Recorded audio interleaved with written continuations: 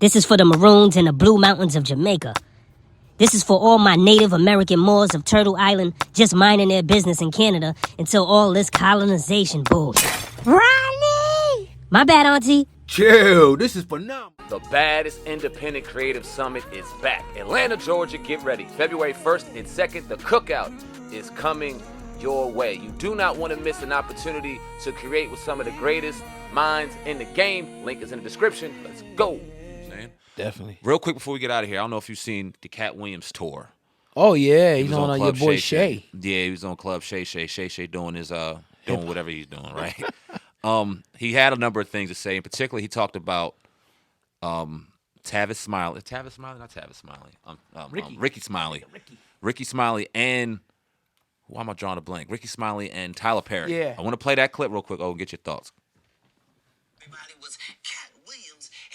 Don't nobody know who he is. I'm on the radio. I'm with Steve and Sad. Everybody know me. That's what he told everybody that would listen to on the set. That's the truth of the matter. He was so egregious, not now, then. He was so egregious that, and Hollywood has never heard this in 100 years. He was so egregious, I put in my contract that I won't work with Ricky Smiley again unless he's in a dress. Now, what was Ricky Smiley's next movie? Was it First Sunday? Did he wear a dress in it? You bet he did. It's in my contract. Why would you put that in your contract, Katt? That's where he's the unbelievable actor. Him and Tyler Perry can't play a man to save their life. They play good women, and I believe that the best actor should be in the best role. Why you do that, Skip? No, all right, interesting. We talk about this dress in Hollywood in particular with black actors all the time. To hear that Katt Williams said, no, nigga, you going to wear a dress in this shit next time. What's your thoughts on that, man? I mean, look, didn't Katt? What did he do? He did some crazy role before. What role did he do? People was. I know he did Money Mike when Homeboy was Yeah, he behind did. him. Yeah, that was weird. That was some weird stuff, man. Again, man, there's something about that to me. Yeah. And this ain't nothing we've been talking about for the last two. This is something we've been talking about for the last 20. Yeah. Or at least seeing it. But since we've been on this podcast, and we gotta eventually put a compilation together of all the actors that we had on, at least 20. You probably got more than anybody. Probably more than anybody. Yeah. And we asked them about the dress. Yep. And we got all different types of answers. You know, you can see some people was visibly shaking, visibly, like, damn, how do you act? Why do you ask, man? Some people were very comfortable. Look, man, it was just a role, boom, boom, making money. All different. So it's like, I just look at it like the ultimate humiliation, the ultimate demasculation tool, especially for a black man. See, look, when you talk about people that have been through stuff, in particular, let's talk about Jewish people and black people in this country, right? It's a reason they have the ADL, because it protects their image. It protects the way they are portrayed. It protects people even thinking they're going to say something about them. That's what it's for. It's a power structure in place to make sure that if you dare try to put us anywhere near where we were before, we're going to stomp you out. And I think we need the same type of thing, especially when our image is all the worst stereotypes confirmed in every single movie. The last thing we need to be doing is putting on a dress. The last thing we need to be doing is being portrayed, as some deadbeat dad. And you got your roles out there. Right. And sometimes it's great movies and shit like that. And I'm not saying that everything has to be an upstanding, strong black male role. No, I ain't saying that. You got your different types of movies and shit. Right. But when it's an overarching theme, you see the same thing over and over and over, and all your different, actors. You got Kevin Hart getting butt banged by Shaq, all these different people, dress, emasculation. It's like, all right, that says that there's an agenda, and the agenda, in my opinion, has always been to destroy the image of the black man. Because once you destroy the image, then you can actually destroy the person. In Nazi Germany, people didn't mind exterminating Jews because their image was first destroyed through propaganda and through media. Yep. So people saw them as less of a people. People saw them as nobodies. People saw them as expendable. Yep. And it's the same thing going on with black people, in my opinion. Yeah, you know, when it comes to acting, man, you got some people out here that genuinely, the art of acting is I'm going to get and put myself into this role no matter what it is, and I'm going to make the best out of it. So Right. they can play homosexual roles, and they can play roles with something that's outside of themselves, right? Yeah. And not all of them people are part of the agenda because some people genuinely care about acting. Oh, yeah, and they word, care about it. word. Even though me and you personally may not be able to do what they do, I don't hold that against them. That they have a level of their acting to where they're comfortable going there. That is what it is, right? for sure. But when you got, in particular, comedians, right? Let's look at the comedians and the comic aspect of this, and some of our greatest comedians that have ever done this. 90% of them have put on fucking dresses. Yeah.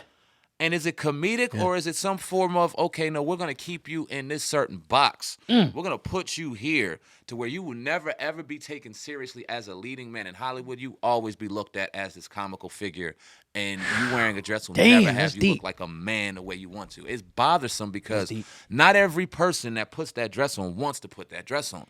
We've talked about it. We've asked genuine questions, and you could see the people that were genuinely in an acting mode and was just doing it strictly for the act and regret it. Some people didn't care, and you could tell some were just like, I'm not comfortable doing this shit, but I'm going to do it anyway because they're paying me non-figures. Yeah. So F it, we're going to do it, and then I got to sleep with it, and most times I can't. So when I see a Katt Williams say, Ricky, you know what? You're going to disrespect me? The next contract, you will be in a dress. And they listen to him. Oh, yeah, no problem. Put that nigga in a dress. That Katt knew in that situation, I'm going to emasculate this man on every level. You aren't fit to play a man. Make me laugh and wear this dress. And that's what you're going to do. And he kind of switched it around and said, you know what? No, I'm going to play the Hollywood director now. You going to sit in this dress this whole time because that's who you are. And I think that's how they look at, in particular, a lot of our comedians. And it's not cool because we look at the shows that came out of our comedians, the type of movie stars that we brought from our Def Comedy Jam comedians, our Comedy View comedians.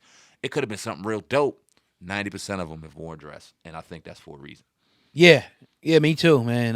Yeah, very well put. Now, with Katt doing that, does it make him a gatekeeper in your opinion? On some old gatekeeper type shit? In that particular situation, how can you not?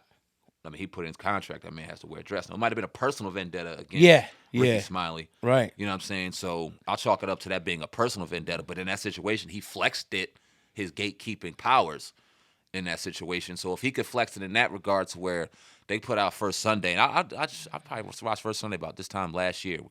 Ice Cube was in it. Right. And other people. And when you got a movie like that, a comedic type all-black movie, like, yeah, we're going for them to say we're going to do what you told us to do, yeah, that's some gatekeeping. Yeah. That's some gatekeeping for sure. But I'm not going to sit back and act like Katt's a gatekeeper for all of it because he could have said don't put the nigga in the movie at all.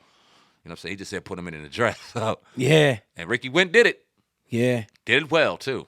I wonder what he's gonna ask him in that interview. And I think this is the reason why I think like Katt Williams doesn't do a lot of interviews with certain platforms. Because I think people know when they come on platforms like ours, and there ain't much out there like ours, probably none, that certain things are going to be asked. And if you answer, we're going to expound upon that. We're going to be respectful Yeah, of course. and all that. If you don't want to talk about something, we won't. But we're going to dig. And there's really an art to this shit of really getting to the bottom of things. So I just wonder how deep he's going to go with that conversation and kind of go into other things. And, man, that 2 Katt hours and Williams. 40 minutes. So. Oh, there. Let's see. I mean, today the first portions, I guess, are starting to come out. But that's the beauty of it, I think, man. It's funny, not to cut you off. Yeah, go ahead. Not only are we going to ask, but they know that shit's going up. They know we are putting it out. And they know it might not always be favorable to them and shit. Right. Our people might not see it as favorable once it goes up. Right. But it's like, at the end of the day, man, it's just the beauty of the content. Like, people are going to interpret it in different ways.